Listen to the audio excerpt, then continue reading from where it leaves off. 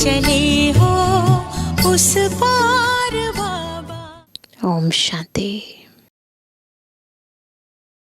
परम शिक्षक शिव बाबा हम बेहद के रूहानी स्टूडेंट्स को पढ़ाने के लिए प्रतिदिन महावाक्य उच्चारित करते हैं। एक ऐसा लक्ष्य देते हैं जिसे प्राप्त करने की कोई भी मनुष्य आत्मा कल्पना भी नहीं कर सकती, जिनकी हम मनुष्य आत्माएं पूजा करते थे। वैसा बन जाना, वैसे गुण धारण करना और उस दुनिया में जाना, ये ख्वाबों में भी नहीं था। परंतु बाबा परम शिक्षक जब आते हैं तो अपनी इस दिव्य ज्ञान रत्नों से भरपूर पढ़ाई से हमारे भीतर उस दिव्यता का संचार कर देते हैं। ज्ञान रत्नों से आत्मा को भरपूर कर देते हैं, देवात्मा बना देते हैं। परंतु उससे पूर्व बार बार बाबा कहते हैं अपने लक्ष्य को याद रखो और दैवी गुण धारण करो। तो ये स्मृति दिलाना, ये लक्ष्य दिलाना, याद कराना, हमें इस लायक बनाना, समर्थी देना, शक्ति देना। गुण सागर अपने गुणों द्वारा हमें सींच कर कैसे कलयुगी से सतयुगी बनाते हैं और किन बातों का परहेज कराते हैं।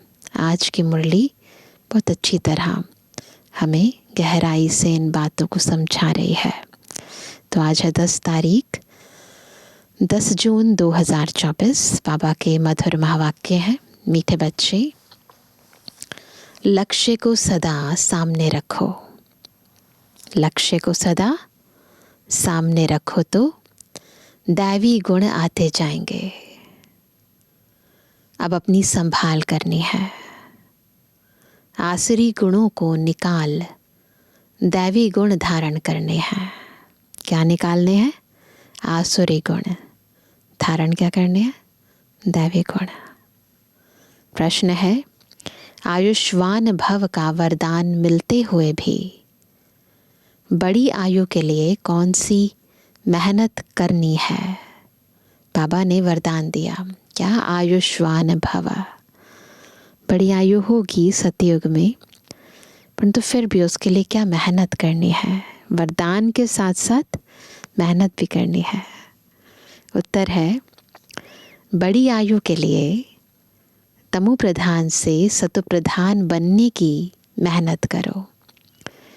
जितना बाप को याद करेंगे उतना सतो प्रधान बनेंगे और आयु बड़ी होगी। फिर मृत्यु का डर निकल जाएगा। याद से दुख दूर हो जाएंगे। तुम फूल बन जाएंगे। याद में ही गुप्त कमाई है। याद से पाप कट जाते हैं। आत्मा हल्की हो जाती है। आयु बड़ी हो जाती है। कितनी सारी प्राप्तियां हैं, किससे? याद से। ओम शांति। मीठे मीठे रूहानी बच्चों प्रति बाप समझा रहे हैं, पढ़ा भी रहे हैं। क्या समझा रहे हैं? मीठे बच्चों, तुमको एक तो आयु बड़ी चाहिए, क्योंकि तुम्हारी आयु बहुत बड़ी थी। सतयुग में 150 वर्ष की आयु थी। बड़ी आयु कैसे मिलती है? तमो प्रधान से सतो प्रधान बनने से। जब तुम सतो प्रधान थे तो तुम्हारी आयु बहुत बड़ी थी। अभी तुम ऊपर चढ़ रहे हो। जानते हो हम तमो प्रधान बने हैं तो हमारी आयु छोटी हो गई थी, तंदुरुस्ती भी ठीक नहीं थी, बिल्कुल ही रोगी बन गए थे। यह जीवन पुरानी है, नई से भेंट की जाती है। अभी तुम जानते हो बाप हमको बड़ी आयु बनाने की युक्ति बताते हैं। क्या है वो युक्ति?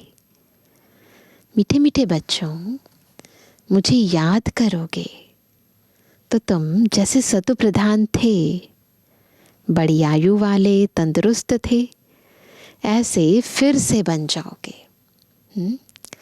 तो याद से आयु बढ़ती है, तो क्या करना है? बाबा को याद करना है। आयु छोटी होने से मरने का डर रहता है। तुमको तो गारंटी मिलती है, बिल्कुल 100% गारंटी है कि सतयुग में ऐसे अचानक कभी मरेंगे नहीं। बाप को याद करते रहेंगे तो आयु बड़ी होगी और सब दुख भी दूर हो जाएंगे। किसी को कहे ये तरीका अपनाओ, आपकी आयु बढ़ेगी, दुख दूर हो जाएंगे, तो फटाफट अपनाएगा ना। और बाबा तो बिना खर्चे का काम बताते हैं। क्या? याद करो, कोई भी किस्म का दुख नहीं होगा। और तुमको क्या चाहिए? यही तो चाहिए, हेल्थ, वेल्थ, हैप्पीनेस। तुम कहते हो ऊंच पद भी चाहिए, पोस्ट पोजीशन भी ऊंची चाहिए। तुमको मालूम नहीं था कि ऐसा पद भी मिल सकता है। ठीक है, दुनियावी पोस्ट पोजीशन हाई से हाई बोल सकते हो, इतना ऊंचा इतना ऊंचा, परंतु लक्ष्मी नारायण बन सकते हैं ना, ये तो कभी सोचा ही नहीं था। अब बाप युक्ति बताते हैं, ऐसे करो। एम ऑब्जेक्ट सामने है, तुम ऐसा पद पा सकते हो। यहाँ ही क्या करना है? फिर यहाँ ही दैवी गुण धारण करना है। अपने से पूछना है, हमारे में कोई अवगुण तो नहीं है? धारण करना है, परंतु जो ऑलरेडी अवगुण है उसको भी तो निकालना है ना, चेक करना है। अवगुण भी अनेक प्रकार के हैं। सिगरेट पीना, छी चीजें खाना, यह अवगुण है। सबसे बड़ा अवगुण है विकार का, जिसको ही बैड कैरेक्टर कहते हैं। बाप कहते हैं तुम विशियस बन गए हो। अब वॉइसलेस बनने की तुमको युक्ति बताते हैं। इसमें इन विकारों को, अवगुणों को छोड़ देना है। कभी भी विशियस नहीं बनना है। पक्का कराते हैं, कभी भी विकारी नहीं बनना है। इस जन्म में जो सुधारेंगे तो वह सुधार 21 जन्मों तक चलना है। सबसे ज़रूरी बात है वॉइसलेस बनना। जन्म जन्मांतर का जो बोझ सिर पर चढ़ा हुआ है वह योग बल से ही उतरेगा। बच्चे जानते हैं जन्म जन्मांतर हम विशियस बने हैं। अभी बाप से हम प्रतिज्ञा करते हैं कि फिर कभी विशियस नहीं बनेंगे। बाप ने कहा है अगर पतित बने तो क्या होगा? तो 100 गुणा दंड भी खाना पड़ेगा और फिर पद भी भ्रष्ट हो जाएगा, क्योंकि निंदा कराई ना। तो गोया उस तरफ यानी विशियस मनुष्यों की तरफ चला गया। ऐसे बहुत चले जाते हैं, अर्थात हार खा लेते हैं। आगे तुमको पता नहीं था कि यह धंधा विकार का नहीं करना चाहिए ना, इतना पता नहीं था, कभी किसी ने बताया ही नहीं था। कोई अच्छे बच्चे होते हैं, कहते हैं हम ब्रह्मचर्य में रहेंगे, सन्यासियों को देख समझते हैं पवित्रता अच्छी है, तो पहले से ही संस्कार होते हैं पवित्रता के, तो उन्हें अच्छा लगता है। पवित्र और अपवित्र, दुनिया में अपवित्र तो बहुत रहते हैं। पाखाने में जाना भी अपवित्र बनना है, इसलिए फौरन स्नान करना चाहिए। तो ये भी ब्राह्मण जीवन का एक विशेष नियम है। अपवित्रता अनेक प्रकार की होती है। किसको दुख देना, लड़ना, झगड़ना भी अपवित्र कर्तव्य है। बाप कहते हैं जन्म जन्मांतर तो तुमने पाप किया है, वह सब आदतें अब मिटानी है। अभी तुमको सच्चा सच्चा महान आत्मा बनना है। सच्चा सच्चा ना, सच्चे सच्चे महान आत्मा तो यह लक्ष्मी नारायण ही है, और कोई तो यहाँ बन ना सके, क्योंकि सब तमो प्रधान है। ग्लानि भी बहुत करते हैं ना, उन्हों को पता नहीं पड़ता कि हम क्या करते हैं। एक होते हैं गुप्त पाप, दूसरे प्रत्यक्ष पाप भी होते हैं। यह है ही तमो प्रधान दुनिया। बच्चे जानते हैं बाप हमको अभी समझदार बना रहे हैं, इसलिए उनको सब याद करते हैं। सबसे अच्छी समझ तुमको मिलती है क्या, कि पावन बनना है, और फिर गुण भी चाहिए। देवताओं के आगे जो तुम महिमा गाते आए हो, अभी ऐसा तुमको बनना है। बाप समझाते हैं मीठे मीठे बच्चों, तुम कितने मीठे मीठे गुलगुल फूल थे, फिर कांटे बन पड़े हो। अब बाप को याद करो, तो याद से तुम्हारी आयु बड़ी होगी, पाप भी भस्म होंगे, सिर से बोझा हल्का होगा। अपनी संभाल करनी है। हमारे में क्या क्या अवगुण हैं वह निकालने हैं। जैसे नारद का मिसाल है, उनको कहा तुम लायक हो, लक्ष्मी को वरने लायक हो। उसने देखा कि बरोबर हम लायक नहीं है। आईने में देखा तो बंदर का चेहरा नजर आया। बाप तुमको ऊंच बनाते हैं। बाप के तुम बच्चे हो ना। जैसे कोई का बाप महाराजा होता है तो कहेंगे ना हमारा बाबा महाराजा है।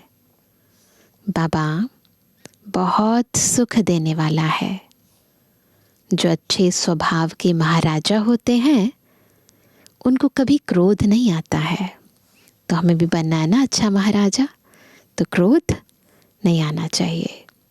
अभी तो आहिस्ते आहिस्ते सबकी कलाएं उतरती गई हैं, सभी अवगुण प्रवेश करते गए हैं, कला कमती होती गई है, तमो होते गए हैं। तमो प्रधान की भी जैसे अंत आकर हुई है।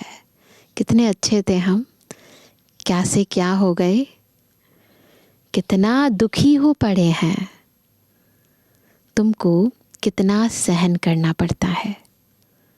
अभी अविनाशी सर्जन द्वारा तुम्हारी दवाई हो रही है।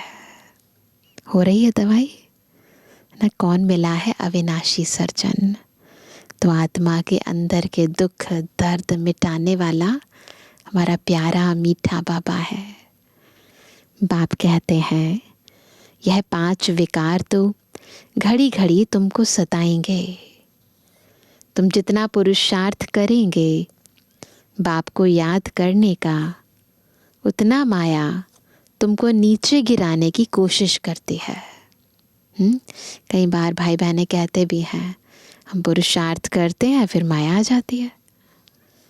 तुम्हारी अवस्था ऐसी मजबूत होनी चाहिए जो कोई माया का तूफान हिला ना सके। रावण कोई और चीज़ नहीं है, वह कोई मनुष्य नहीं है ना, ऐसे कोई बाहर कोई चीज़ नहीं है। 5 विकारों रूपी रावण को ही माया कहा जाता है। हमारे भीतर आ गए हैं विकार, यही माया है। आसुरी रावण संप्रदाय तुमको पहचानते ही नहीं है कि आखिरीन में यह है कौन, कोई नहीं पहचानता। यह बीके क्या समझाते हैं, रियलिटी में कोई नहीं जानते। यह बीके क्यों कहलाते हैं? ब्रह्मा किसकी संतान है? अभी तुम बच्चे जानते हो हमको वापस घर जाना है। यह बाप बैठ तुम बच्चों को शिक्षा देते हैं। क्या? आयुष्वान भव, धनवान भव, तुम्हारी सब कामनाएं पूरी करते वरदान देते हैं। परंतु सिर्फ वरदान से कोई काम नहीं होता है ना। बाबा ने वरदान दे दिया, हम लेने लायक तो बने, तो उसके लिए तो पुरुषार्थ करना पड़ेगा, मेहनत करनी है, हर एक बात समझने की है, अपने को राज तिलक देने के अधिकारी बनना है ना। अधिकारी बनने के लिए मेहनत करनी पड़ती है। बाप अधिकारी बनाते हैं, तुम बच्चों को शिक्षा देते हैं, ऐसे ऐसे करो। पहले नंबर की शिक्षा देते हैं, मामेकम याद करो, मुझ एक को याद करो। मनुष्य याद नहीं करते हैं क्योंकि वह जानते ही नहीं, तो याद भी रॉन्ग है। जब जानते नहीं तो याद रॉन्ग हो गई ना। जिसको भी याद करते हैं, बाबा को याद नहीं करते है ना, किसी को भी याद करते हैं परंतु उसे प्राप्ति कुछ नहीं है। कहते ईश्वर सर्वव्यापी है, फिर शिव बाबा को याद कैसे करेंगे? सब जगह है तो सबको याद करेंगे क्या? शिव के मंदिर में जाकर पूजा करते, तुम पूछो इनका ऑक्यूपेशन बताओ, तो कहेंगे भगवान सर्वव्यापी है। पूजा करते हैं, उनसे रहम मांगते हैं। मांगते हुए फिर कोई पूछता परमात्मा कहाँ है, तो कहते सर्वव्यापी है। मंदिर में क्यों गए फिर? सर्वव्यापी है तो। चित्र के सम्मुख क्या करते हैं? और फिर चित्र सम्मुख नहीं तो कला काया ही चट हो जाती है। भक्ति में कितनी भूलें करते हैं, फिर भी भक्ति से कितना प्यार है। श्री कृष्ण के लिए कितना निर्जल आदि करते हैं।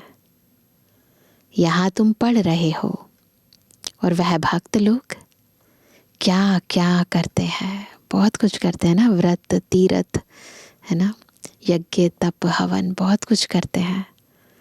तुमको अभी हंसी आती है। ड्रामा अनुसार भक्ति करते एकदम कदम नीचे उतरते आए हैं। भक्ति करते रहे और हमारे कदम आगे बढ़ने की जगह नीचे उतरते आए। जो दिखाते हैं ना भारत के उत्थान और पतन की, वो जो कहानी बताते हैं सीढ़ी के चित्र में, तो हम भक्ति करते गए, कदम नीचे उतरते गए। ऊपर तो कोई चढ़ ना सके। अभी यह है पुरुषोत्तम संगम युग, जिसका कोई को पता नहीं है। अभी तुम पुरुषोत्तम बनने के लिए पुरुषार्थ करते हो। टीचर स्टूडेंट का सर्वेंट होता है ना, स्टूडेंट की सर्विस करते हैं। गवर्नमेंट सर्वेंट है। बाप भी कहते हैं सेवा करता हूँ, तुमको पढ़ाता भी हूँ। सभी आत्माओं का बाप है।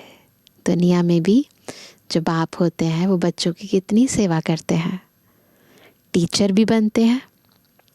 सृष्टि के आदि मध्य अंत का ज्ञान भी सुनाते हैं। यह ज्ञान और कोई मनुष्य में हो ना सके, कोई सिखला ना सके। तुम पुरुषार्थ ही करते हो कि हम यह बने। दुनिया में मनुष्य कितने तमु प्रधान बुद्धि हैं। बहुत खौफनाक दुनिया है। जो मनुष्य को नहीं करना चाहिए वह करते हैं। पता नहीं क्या क्या करते हैं। कितना खून, डाका आदि डालते हैं, क्या नहीं करते हैं। 100% तमो प्रधान है। अभी तुम फिर 100% सतो प्रधान बन रहे हो। बिल्कुल कंट्रास्ट है। उसके लिए युक्ति बताई है क्या? याद की यात्रा। याद से ही वे कर्म विनाश होंगे। बाप से जाकर मिलेंगे। भगवान बाप कैसे आते हैं यह भी तुम अब समझते हो। इस रथ में आए हैं, ब्रह्मा के थ्रू सुनाते हैं, जो फिर तुम धारण कर औरों को सुनाते हो तो दिल होती है डायरेक्ट सुने। बाप के परिवार में जाएं, यहाँ बाप भी है, माँ भी है, बच्चे भी हैं। परिवार में आ जाते हैं। वह तो दुनिया ही आसुरी है, तो आसुरी परिवार से तुम तंग हो जाते हो। इसलिए धंधा आदि छोड़कर बाबा के पास रिफ्रेश होने आते हो। यहाँ रहते भी हैं ब्राह्मण मधुबन में, तो इस परिवार में आकर बैठते हो। घर में जाएंगे तो फिर ऐसा परिवार नहीं होगा, रूहानी परिवार, अलौकिक परिवार नहीं होगा। वहाँ तो देहधारी हो जाते, बॉडी कॉन्शियसनेस में है ना। उस गोरख धंधे से निकल तुम यहाँ आते हो। अब बाप कहते हैं देह के सब संबंध छोड़ो, बुद्धि से छोड़ो, है ना। ऐसे नहीं छोड़ना। खुशबूदार फूल बनना है। फूल में खुशबू होती है। कौन सी खुशबू, है ना। वो तो स्थूल जो दिखाते हैं गुलाब, चंपा, चमेली, परंतु यहाँ दिव्य गुणों की खुशबू चाहिए। सब उठाकर खुशबू लेते हैं, अक के फूल को नहीं उठाएंगे। तो फूल बनने के लिए क्या करना है? पुरुषार्थ करना है। इसलिए बाबा भी फूल ले आते हैं। ऐसा बनना है। कभी कभी बाबा छोटे से एक प्लेट के अंदर फूल, वैरायटी फूल ले आते थे बच्चों को दिखाने के लिए ना। ज्ञान सुनाने की विभिन्न विधियां बाबा हमें बताते हैं। फूलों के साथ हमारी कंपैरिजन करते हैं। खुशबू, दिव्य गुणों की खुशबू के साथ उसको मिलाते हैं। तो बाबा ये भी एक तरीके से समझाने का तरीका है। तो बाबा कहते हैं ऐसा बनना है। घर गृहस्थ में रहते एक बाप को याद करना है। तुम जानते हो यह देह के संबंधी तो खलास हो जाने हैं। तुम यहाँ गुप्त कमाई कर रहे हो। तुमको शरीर छोड़ना है। कमाई करके और बहुत खुशी से हर्षित मुख हो शरीर छोड़ना है। घूमते फिरते भी बाप की याद में रहो। तो तुमको कभी थकावट नहीं होगी। बाप की याद में अशरीरी हो, कितना भी चक्र लगाओ। भल यहाँ से नीचे, मुरली पांडव भवन में उच्चारित की गई, तो अब कहते भल यहाँ से नीचे आबू रोड तक चले जाओ तो भी थकावट नहीं होगी। पाप कट जाएंगे, हल्के हो जाएंगे। तुम बच्चों को कितना फायदा होता है, और कोई तो जान ना सके। सारी दुनिया के मनुष्य पुकारते हैं, क्या पतित पावन आकर पावन बनाओ। फिर उनको महात्मा कैसे कहेंगे? पतित को फिर माथा थोड़ी टेका जाता है। जब सब बुलाते हैं पतित पावन आओ, यानी खुद पतित है, फिर पतित आत्मा के आगे माथा टेकते हैं। तो वो कहते पतित के आगे माथा नहीं टेक सकते, माथा पावन के आगे झुकाया जाता है। कन्या का मिसाल, कंज के बिठाते हैं तो कन्या पूजन करते हैं ना, तो माथा टेकते हैं। जब विकारी बनती है तो सबके आगे सिर झुकाती है, शादी हो जाती है तो सिर झुकाती है और फिर पुकारती है, क्या हे पतित पावन आओ। अरे पतित बने ही क्यों, जो पुकारना पड़े।